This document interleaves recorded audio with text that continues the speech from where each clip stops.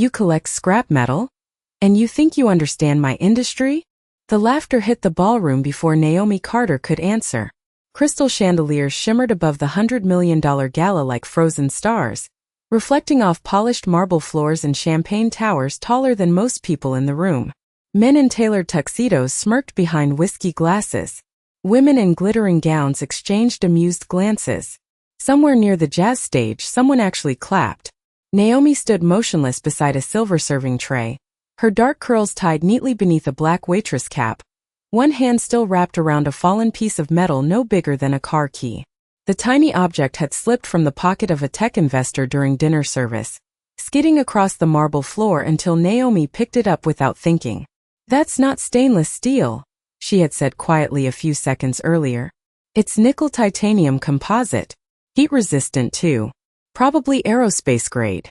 That was when Victor Hale turned toward her. Slowly, deliberately. The billionaire founder of Hale Dynamics stood near the center of the ballroom like the room itself belonged to him.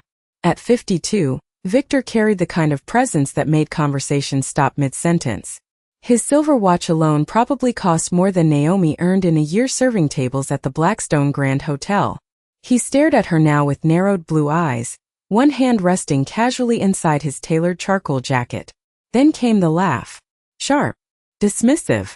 Loud enough for everyone nearby to hear. "A waitress who sells scrap metal on weekends is giving metallurgy advice at my gala?" More laughter rolled across the room. Naomi felt dozens of eyes settle onto her at once. Some entertained, some pitying, some simply waiting for her to shrink. But she didn't. Her fingers tightened slightly around the small metal fragment as the orchestra continued playing somewhere in the distance. Soft piano notes drifted beneath the tension like rain before a storm. "I wasn't giving advice," Naomi replied calmly. "I was correcting the label." A few nearby executives exchanged looks. Victor's smile faded just enough to reveal annoyance beneath the amusement. "And how exactly would you know that?" Naomi glanced down at the piece of alloy in her palm. "Because steel bends differently when it's been overheated," she said. "And because real engineers still touch the metal before they talk about it." The air changed. Subtle but immediate. One investor coughed awkwardly into his drink. Another looked away. Victor stared at her for a long second, his jaw tightening almost invisibly beneath the ballroom lights. Naomi could feel her pulse in her fingertips now, but her face remained steady. She had seen men like Victor before. Men who stopped seeing people the moment they became powerful enough to buy silence around them. Men who looked at grease-stained hands and assumed ignorance.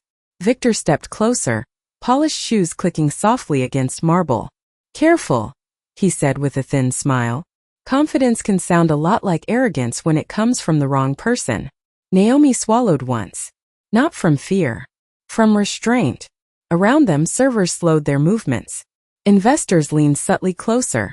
Even the musicians seemed quieter now. Then Naomi looked directly into Victor Hale's eyes and said the one thing nobody in that ballroom expected to hear from a black waitress holding a serving tray. "Funny," she said softly.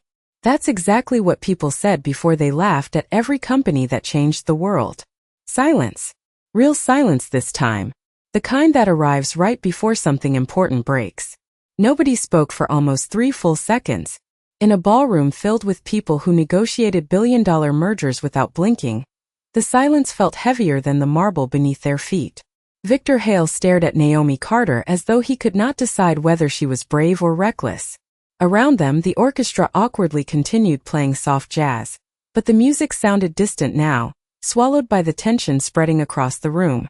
Naomi lowered her eyes first, not out of submission, but because the tray in her hands was beginning to shake slightly from exhaustion. She had been working since 6 that morning. 12 hours carrying crystal glasses and filet mignon plates through rooms full of people who barely looked at her face. "Enjoy your evening, sir," she said quietly, stepping aside.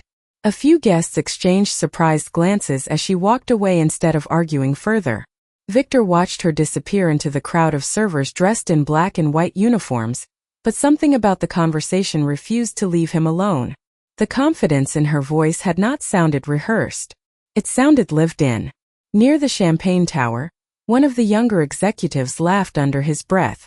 You let a waitress embarrass you in front of investors. Victor took a slow sip of bourbon without looking away from the ballroom. No, he replied coldly. I let her talk. But even he could still hear her words echoing in his mind. Real engineers still touch the metal before they talk about it. Across the ballroom, Naomi pushed through the service doors into the hotel kitchen.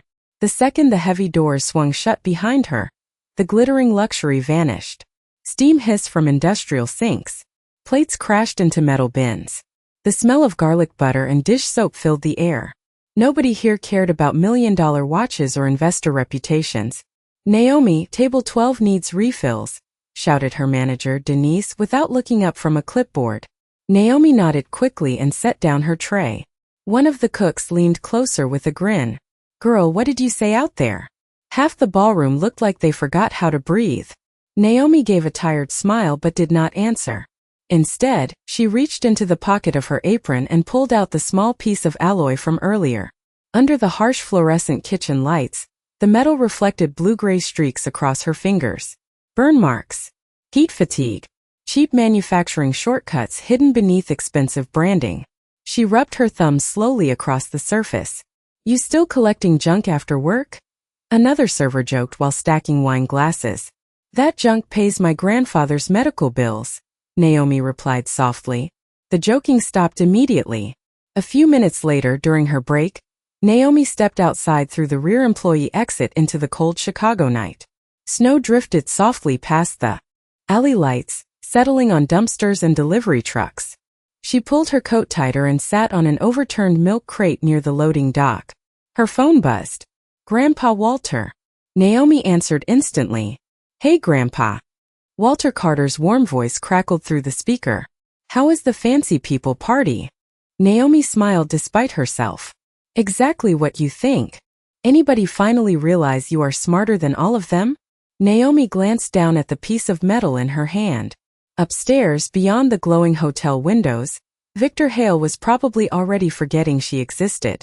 Not exactly, she admitted. Walter chuckled softly. That is all right. Steel does not stop being valuable just because somebody laughs at it. Naomi closed her eyes for a moment as snowflakes melted against her dark curls. She could still hear the ballroom laughter from earlier, still feel those eyes on her. But beneath the embarrassment, something else had started growing quietly inside her chest. Anger. Not loud anger. Not reckless anger. The dangerous kind. The kind that stays patient. By midnight, the ballroom lights at the Blackstone Grand Hotel had dimmed to a softer gold, but Victor Hale was still awake in the private lounge above the gala floor, staring at the same piece of metal resting beside his untouched bourbon glass. The tiny alloy fragment reflected the city lights pouring through the 40-story windows behind him. Chicago glittered beneath fresh snow like a machine that never stopped moving. Normally Victor loved that view. Tonight it irritated him. You are overthinking a waitress, muttered Charles Benton from across the lounge. Charles was Hale Dynamics' chief financial officer, a tall man with silver hair, and the permanent smile of someone who trusted money more than people.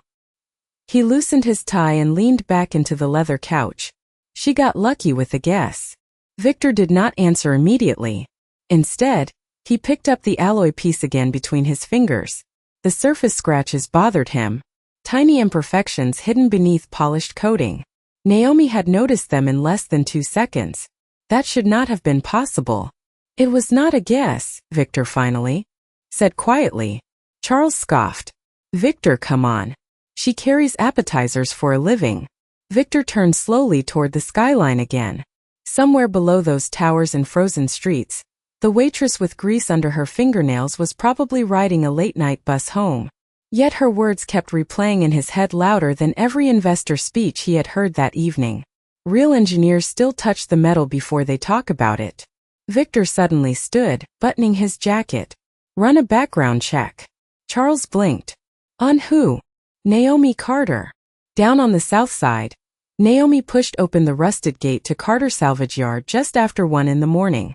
Snow crunched beneath her boots as she crossed between mountains of twisted steel, discarded engines, and broken machinery buried beneath white frost. The freezing air smelled like oil, wet iron, and smoke from nearby train tracks. To most people, the place looked forgotten. To Naomi it felt like home. A dim light glowed inside the workshop at the far end of the yard. Walter Carter was still awake. Naomi stepped inside and immediately felt warmth from the old propane heater humming beside the workbench. Her grandfather sat hunched beneath a hanging lamp wearing thick welding gloves and reading glasses held together with tape. Sparks of silver light danced across stacks of scrap metal surrounding him. "You are late," Walter said gently without looking up. Naomi smiled tiredly and hung her coat beside the door. "Fancy rich people eat very slowly." Walter chuckled softly. "That means they usually pay too much." Naomi walked toward the workbench and carefully placed the alloy fragment beside him. Walter picked it up, turning it beneath the light. His expression changed instantly. "Where did you get this?" "At the gala." Walter frowned deeper now. "This should not be in circulation yet." Naomi crossed her arms. "That is what I thought." Walter stood slowly from his chair, old joints creaking beneath years of factory labor. He opened a locked drawer beneath the workbench and removed a faded blueprint tube wrapped with worn leather straps. Naomi's face tightened immediately. She had not seen that tube in years. Walter carefully spread the old engineering pages across the table. Hand-drawn formulas, composite layering structures, thermal resistance calculations. Naomi stared silently as snow tapped softly against the workshop windows. Then her eyes widened. The structure on the blueprint matched the alloy fragment almost perfectly. "Grandpa," she whispered slowly, "this is our design." Walter's jaw tightened beneath the workshop light. "No," he said quietly. "It was supposed to be." The heater hummed softly in the silence that followed. Somewhere outside, a freight train horn echoed through the snowy darkness. Naomi looked down again at the blueprint, then at the metal fragment in her hand. Suddenly, the laughter from the ballroom did not feel embarrassing anymore. It felt dangerous. The workshop stayed quiet long after Walter's words faded into the hum of the propane heater. Naomi stood frozen beside the workbench, staring at the faded blueprints spread beneath the hanging lamp. The old pages smelled like dust, machine oil, and time. In the corner of the paper, partially hidden beneath coffee stains and burn marks, sat a date written in faded black ink. March 3, 1998. 28 years ago. Naomi looked back at the alloy fragment resting beside the drawings. Same thermal layering pattern. Same structural ratios. Same microscopic ridges along the edge. Her stomach tightened slowly. "They stole it," she whispered. Walter did not answer right away. Outside, wind rattled loose sheet metal against the salvage yard fence. Somewhere deeper in the yard, an old chain swung softly in the dark. Walter finally removed his glasses and rubbed his tired eyes. "I was young back then," he said quietly. "Too young to understand what powerful men do when they see something valuable." Naomi folded her arms tighter across her chest. "Who took it?" Walter hesitated. That hesitation alone frightened her more than the answer. Then he finally looked up at her beneath the workshop light. "Hale Dynamics." Naomi felt something cold move through her body. Upstairs in glittering ballrooms, Victor Hale had laughed at her while holding technology her family had built decades earlier. Walter slowly sat back down in his chair, hands resting heavily against his knees. "I used to work for a materials lab outside Detroit," he explained softly. "Small place, barely funded. We were trying to create lightweight heat-resistant alloys from recycled industrial waste." Naomi stared silently. She had heard pieces of the story growing up, but never all of it. Walter continued. "One winter, a young investor visited the lab with a group of executives. Smart kid, ambitious, said recycling was the future." Naomi's eyes narrowed slightly. "Victor." Walter nodded once. "Back then he was just another engineer trying to get rich." Snow tapped softly against the workshop windows as the heater flickered beside them. Walter reached for the blueprint carefully, almost like touching an old wound. A month later, our funding disappeared. The lab shut down. Then suddenly Hale Dynamics announced breakthrough alloy research that looked very familiar. Naomi's breathing slowed. "Did you fight it?" Walter gave a tired smile. "Against a billion-dollar corporation? I could barely afford rent." The room fell silent again. Naomi looked around the workshop differently now. The worn tools, the patched gloves, the leaking ceiling above stacked scrap metal. All those years her grandfather had spent sorting through discarded steel, while another man built an empire from his ideas. And tonight, that same man had laughed at her in front of a ballroom full of investors. Naomi lowered herself slowly into the chair beside the workbench. "Why did you never tell me?" Walter's eyes softened immediately. "Because I did not want anger to become your inheritance." Naomi looked down at her grease-stained hands. "A little late for that." Walter leaned forward carefully. "Listen to me, Naomi. Men like Victor Hale believe value only matters when rich people approve of it. That is their weakness." Naomi picked up the alloy fragment again and turned it beneath the light. Suddenly every detail made sense. The rushed manufacturing. The unstable composition. Hale Dynamics had copied the design, but they had never perfected it. Because they never understood it the way Walter had. The way she did. Her phone buzzed. Sharply across the workbench. An unknown number. Naomi frowned before answering cautiously. "Hello." A smooth female voice responded instantly. "Miss Carter? This is Evelyn Price from Hale Dynamics Corporate Relations. Mr. Hale would like to invite you to a private investor demonstration tomorrow afternoon." Naomi's eyes slowly lifted toward her grandfather. The workshop suddenly felt much smaller. "Why?" she asked quietly. There was a brief pause on the line. Then the woman answered carefully. "Because Mr. Hale does not like unanswered questions." Naomi barely slept that night. Long after Walter had gone upstairs to rest, she remained alone in the workshop surrounded by towers of scrap metal and old machinery humming softly in the dark. A single desk lamp cast pale gold light across the blueprints spread open before her. Outside, snow continued falling over the salvage yard in slow silence, covering rusted engines and broken steel beams beneath fresh white frost. Naomi sat at the workbench turning the alloy fragment over and over between her fingers while her grandfather's words echoed in her mind. Hale Dynamics. The company Victor Hale built into a billion-dollar empire had started with stolen ideas from people nobody bothered protecting. People like Walter Carter. Naomi exhaled slowly and reached for the old blueprint again. The design was unfinished. Certain formulas were crossed out. Several thermal stress calculations ended abruptly in faded pencil. Walter had never completed the project after the lab shut down. But Naomi had. Quietly. Over years of late nights inside this workshop while the rest of the city slept. She opened a dented metal cabinet beside the workbench and carefully pulled out a black notebook thick with handwritten calculations, heat resistance data, and prototype sketches.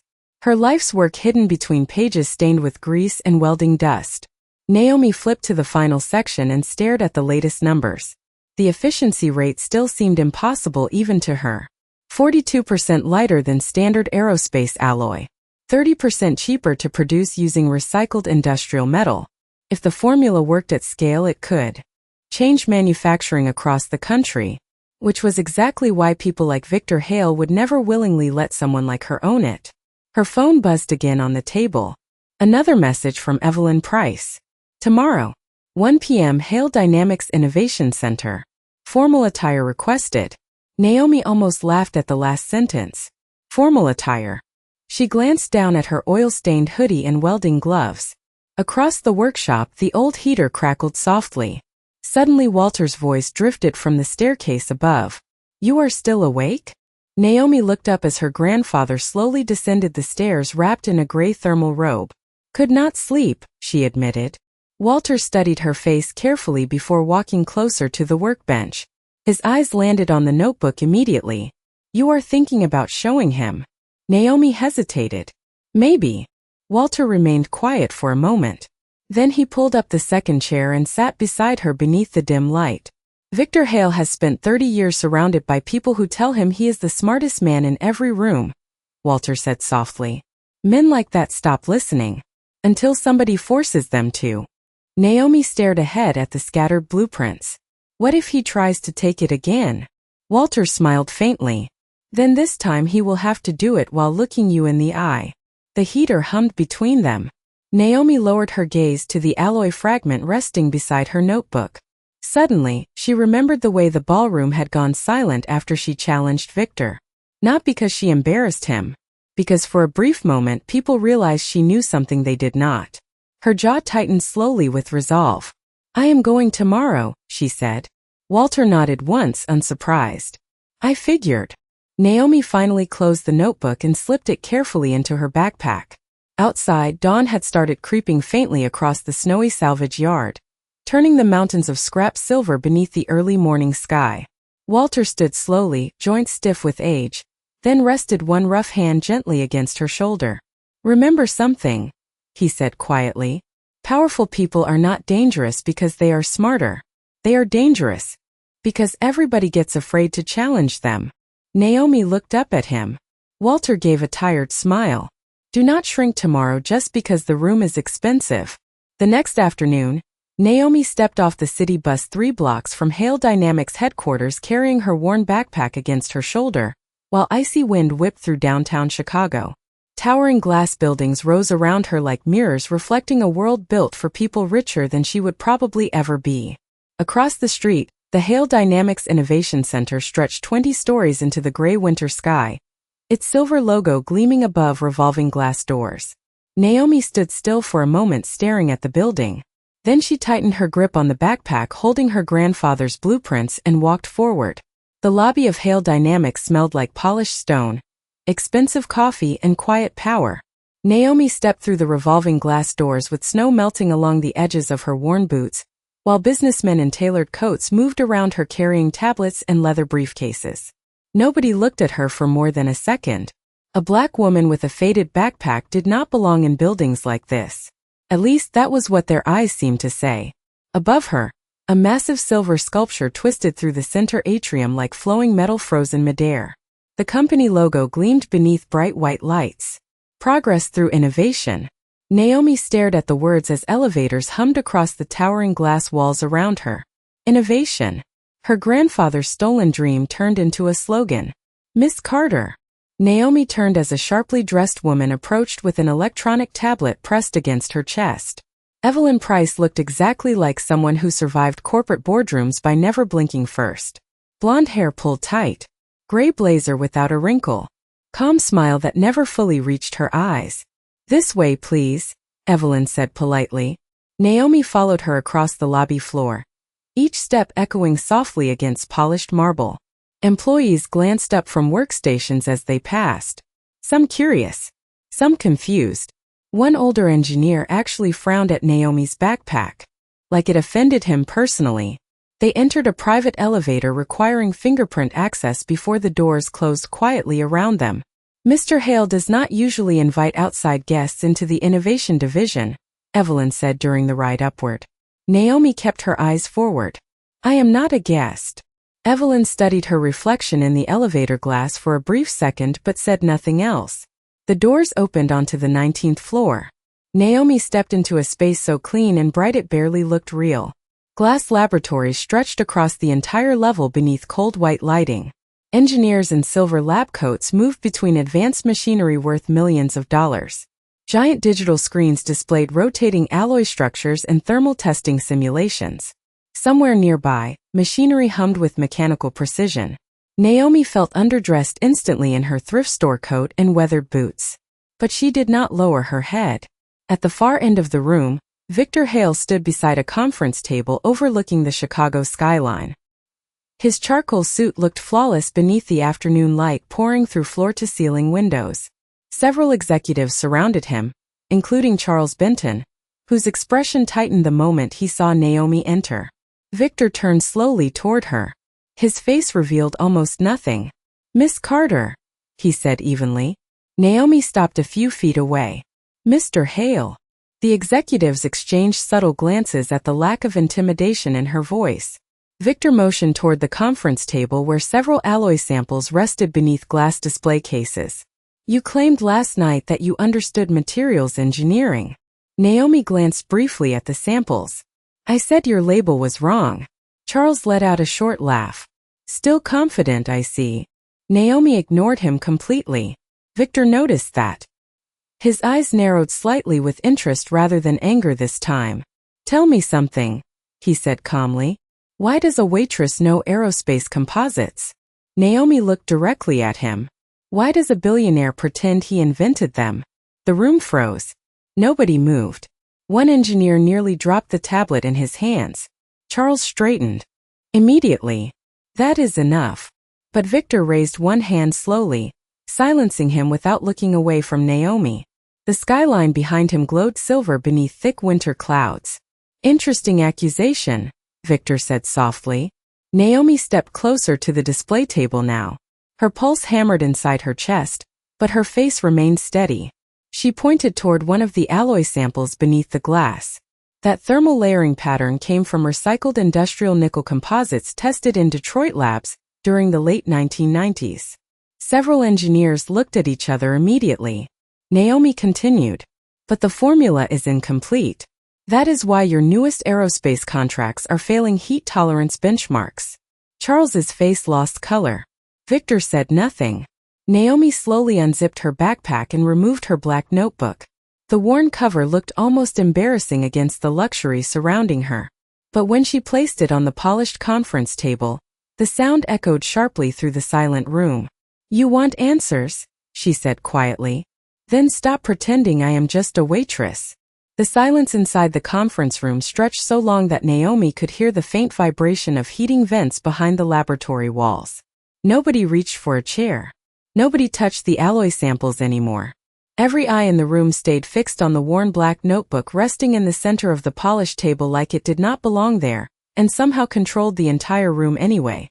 Charles Benton recovered first. This is ridiculous, he snapped, forcing out a laugh that sounded thinner than before. You cannot walk into a private research facility carrying a notebook and make accusations against Hale Dynamics. Naomi looked at him calmly. I did not make accusations. She opened the notebook slowly. I brought proof. Victor Hale remained motionless near the windows overlooking downtown Chicago. His expression had hardened, but not with anger alone anymore. Something colder had entered his eyes now. Recognition. Naomi flipped through pages covered in handwritten formulas, thermal readings, and alloy stress calculations. Some pages were stained with oil. Others carried tiny burn marks near the edges. Years of work hidden beneath cheap paper and grease-smudged ink. These are updated versions of the original Detroit lab designs, Naomi explained evenly. The problem with your current composite is not the metal ratio. It is the cooling sequence during compression. One engineer near the back frowned immediately. That would explain the expansion fractures during heat testing. Charles shot him a sharp glare, but it was too late. Naomi noticed Victor glance toward the engineer. The billionaire's jaw tightened almost invisibly. Naomi continued turning pages.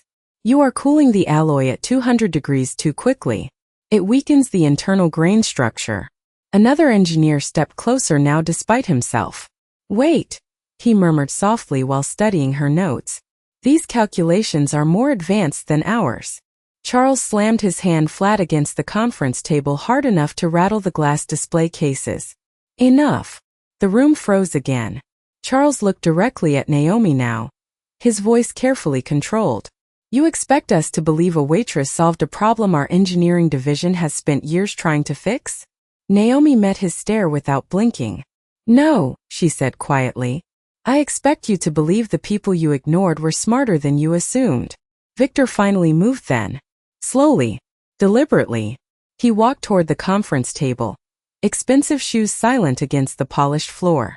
The skyline behind him glowed pale gray beneath falling snow. Naomi watched him approach with steady eyes even though her pulse thundered inside her chest. Victor stopped beside the notebook and studied the formulas carefully. For the first time since Naomi met him, he looked less like a billionaire and more like an engineer. Focused, curious, dangerous. Where did you learn this? He asked quietly. Naomi hesitated for only a second. From my grandfather. Victor looked up sharply. Walter Carter. The room shifted again. Charles turned immediately toward Victor. You know him. Victor did not answer right away. His eyes stayed locked on the old notebook. Naomi saw it then. The flicker of memory crossing his face beneath the cold corporate composure. He remembered Detroit. He remembered the lab. And somehow, that realization frightened him more than Naomi expected. This meeting is over, Charles interrupted quickly. Legal will handle any further claims. But Victor suddenly raised one hand again, silencing the room instantly. He looked directly at Naomi now.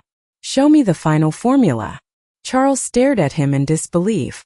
"Victor." "Now." The single word cut through the room like steel. Naomi studied Victor carefully before slowly turning to the final section of her notebook. The pages here looked newer, cleaner, more complete. Years of late nights inside the salvage yard workshop had led to this moment. Naomi slid the notebook across the table toward Victor. Several executives leaned closer automatically. Victor's eyes moved rapidly across the formulas. Then he stopped completely. Silence swallowed the room. One engineer whispered under his breath, "My God." Charles's face drained of color. Because sitting there on cheap notebook paper was the solution Hale Dynamics had failed to find for nearly 12 years. No one touched the notebook for several long seconds. The executives standing around the conference table looked less like powerful corporate leaders now and more like people realizing the ground beneath them had quietly shifted. Victor Hale continued staring at the final formula, while snow drifted past the massive windows behind him in slow white sheets. Naomi watched his expression carefully. The arrogance was still there. The control was still there. But underneath both, something else had appeared for the first time since she met him. Doubt.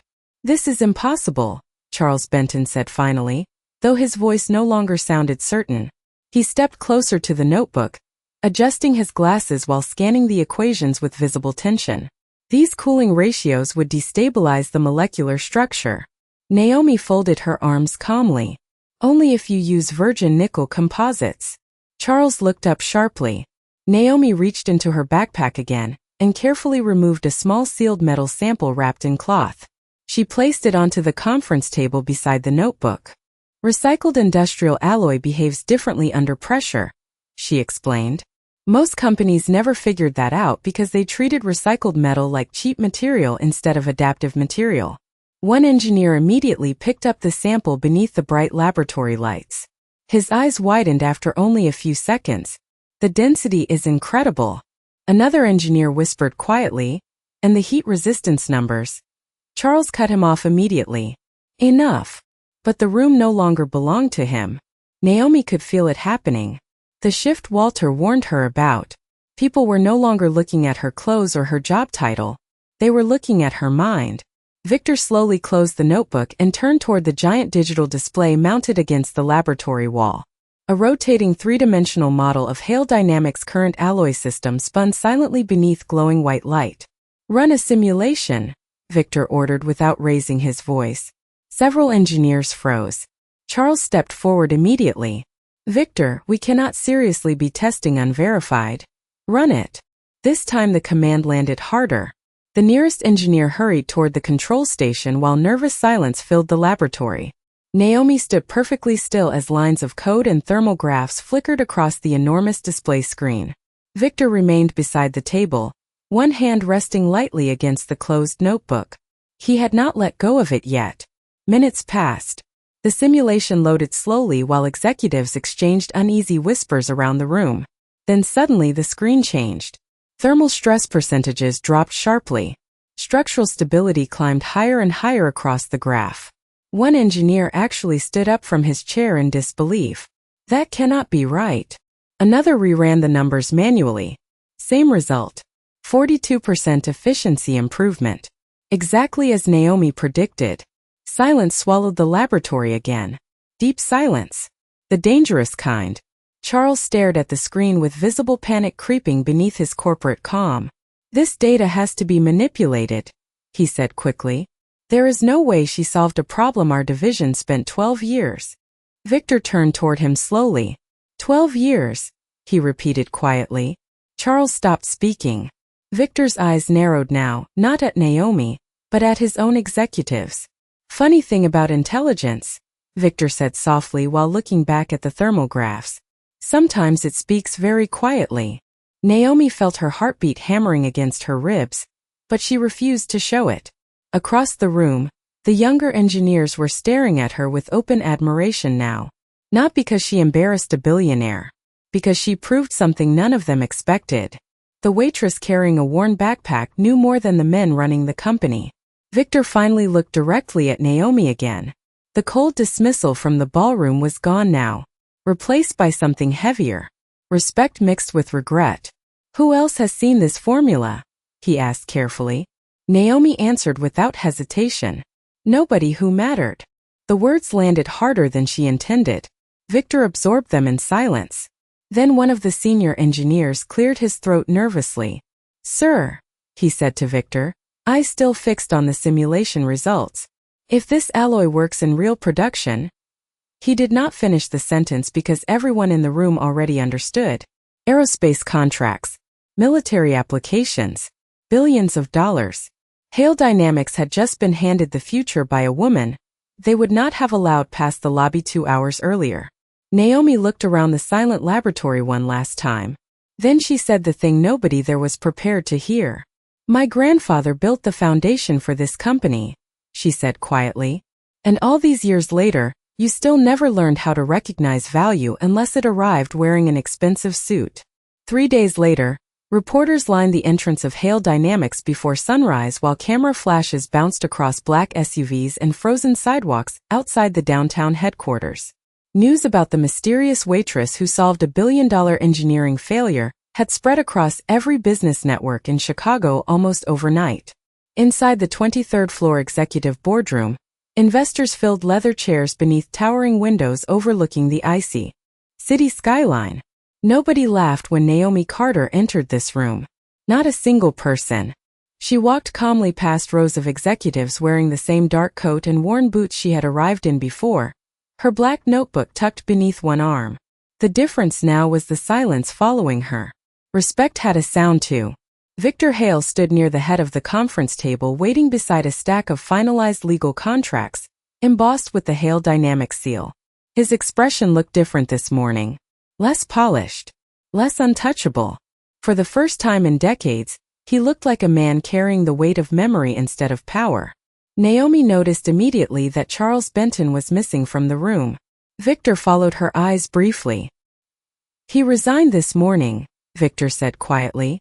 Naomi did not react outwardly, but inside something shifted. Not satisfaction. Something sadder than that. The realization that entire lives could be buried beneath corporate silence until somebody finally forced the truth into daylight. Lawyers adjusted papers nervously while reporters waited outside the glass walls beyond the boardroom. One contract remained centered directly in front of Naomi's empty chair. Multi-year partnership agreement. Joint ownership protections. Research Leadership Authority. Estimated value. $112 million. Walter Carter would own half the patents restored under the agreement. Naomi stopped walking when she saw his name written across the final page. Her throat tightened instantly. Victor noticed. Your grandfather should have been credited a long time ago, he said carefully. Naomi slowly looked up at him. Why now? The question hung quietly between them while snow drifted beyond the windows. Victor glanced toward the skyline before answering. Because somewhere along the way, he admitted softly, I stopped seeing the people underneath the ideas. Nobody in the room moved. Naomi studied him carefully. She could still remember the ballroom laughter from only days earlier. The mocking smile. The dismissal in his voice. Yet standing here now, Victor Hale no longer looked like the untouchable billionaire from that night. He looked older somehow. Human. Naomi finally pulled out the chair and sat down at the table. Every executive in the room watched closely as she opened the contract folder beneath the soft overhead lights. The pages smelled like fresh ink and expensive paper. Across from her, Victor remained standing silently. Naomi read every line carefully. Not because she doubted the contract. Because Walter taught her years ago that people who grow up without power cannot afford to stop paying attention.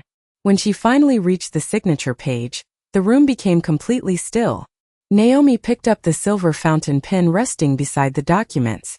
The same kind of pen people once used to reject men like Walter Carter from rooms like this. Her reflection shimmered faintly across the polished black conference table. Then slowly, steadily, Naomi signed her name. The sound of pen against paper echoed softly through the silent boardroom.